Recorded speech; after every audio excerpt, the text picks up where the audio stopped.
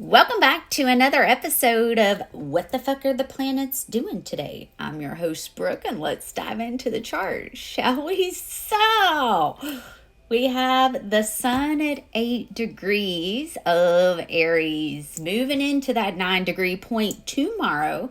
And we're starting the day out with the moon conjunct Saturn. Now, I want you all to look. Saturn has now picked up speed and is at that 24-degree point and is still in a trine with Mars at that 22-degree point that is squaring Chiron at that 22-degree point. So, there's going to be some harsh conversations as far as karma is concerned. So, Saturn is the karma master. And it's in Pisces. So, I know for me, I've already had to set some pretty harsh boundaries with some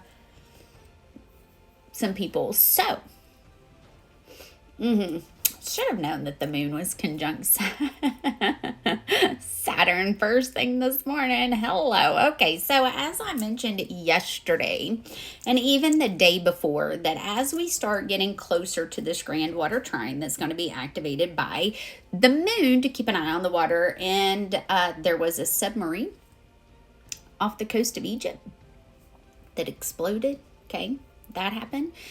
And, there's been a few other things, okay, that's happened as far as, the water and things going on there. So, today, especially leading up to this eclipse, there could be a lot that's brought up to the surface.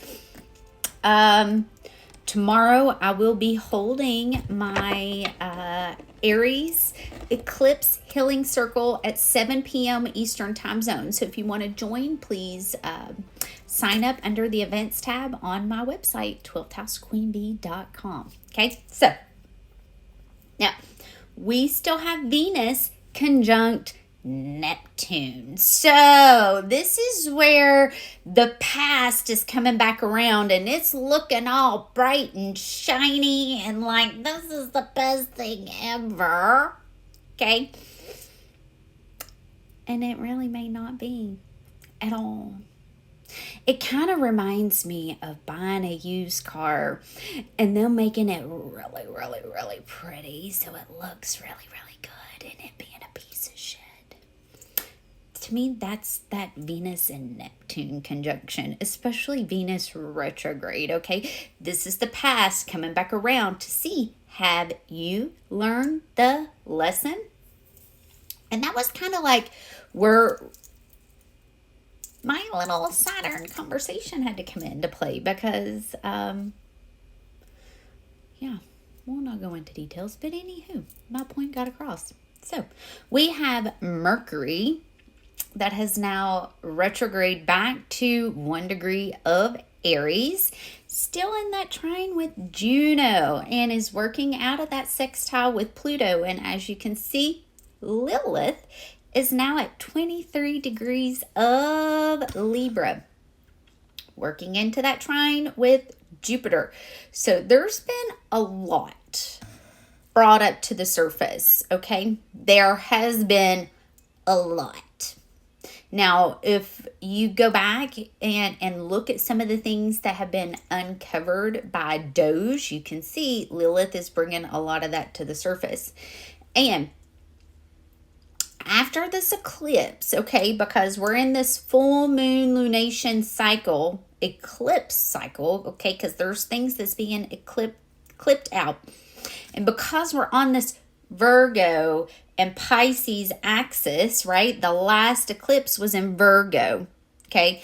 You want to make sure that you're really, really mindful of being intentional about releasing things that are holding you back, whether it is your diet, whether it is having a balanced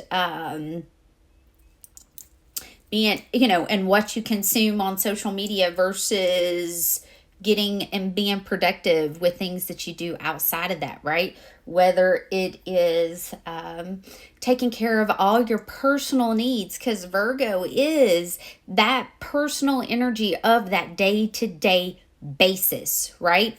And Mercury is the depositor of that south node, and it's in retrograde. So there's a lot of things from the past that's coming back around to test you, okay? You want to make sure that you're staying in integrity because of this Saturn placement in Pisces. I can promise you, if you are not living in integrity with this Saturn in Pisces, it's not going to go well for you. It's just not. Just like it's not going to go well for those in power that are not protecting the weakest link, because we do have Lilith in Libra, okay? And she is in an exact opposition with Chiron. So, this is going to be really a lot of breaking news connected to the military. And I would personally like to see some of the things that have been swept under the rug as far as the wounded masculine is concerned be brought to light. You know, I was sharing some of the things that I personally saw on base, just being married to a Marine, that the general public has no idea about. And to me, that's extremely unfortunate, because the public really doesn't get just how bad that wounded masculine, that warrior aspect is, okay? We train professional, and they should be seen as such. But we make it all fuzzy, and we don't treat it as if they are professional. Okay? So there could be some things that are brought to light about that as well. And also keep in mind, we still have Uranus here at 24 degrees. Uranus is going to be picking up and getting closer to the star Algol. Okay, so there's going to be a lot of darkness brought to light. And we still have that trine with the south node. So this is where rapid healing, this is where rapid sudden sickness can come into play. Okay, Uranus is that straight out of nowhere. It just happens suddenly. Okay, you could even have people that are suddenly like famous, people that are suddenly rich, people that are just suddenly gone. I mean, and that kind of is that Uranus aspect. Pay attention to your thoughts, pay attention to your downloads, pay attention to what your spirit team is telling you. Okay, pay attention to that. So let's see, what messages need to come through for today? Oh, healing. Oh, okay. So judgment showed up again too. So the card for today is going to be the Four of Swords. And today really is a good day to,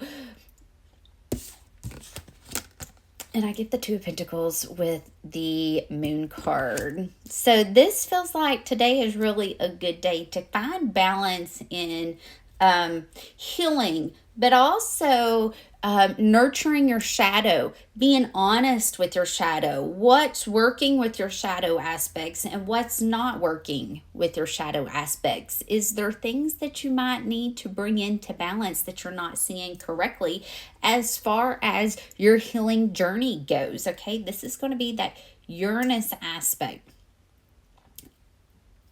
trining over to the south node. Okay, we've got to find balance, and it almost feels like a juggling act, living between two worlds. Just no judgment. Pay attention to what your guides are telling you. Pay attention to the messages that are coming in. Pay attention to your intuition.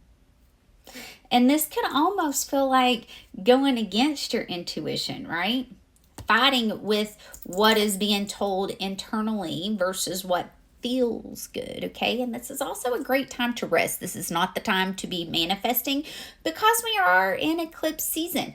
Give it another couple of weeks, then it'll be go time when it comes to planting seeds and manifesting, all right? We're not quite there just yet. Couple more weeks when when Venus and Mercury station, okay? That is the time to start new relationships. That is the time to manifest. That is the time to plant seeds. All right. I love you guys.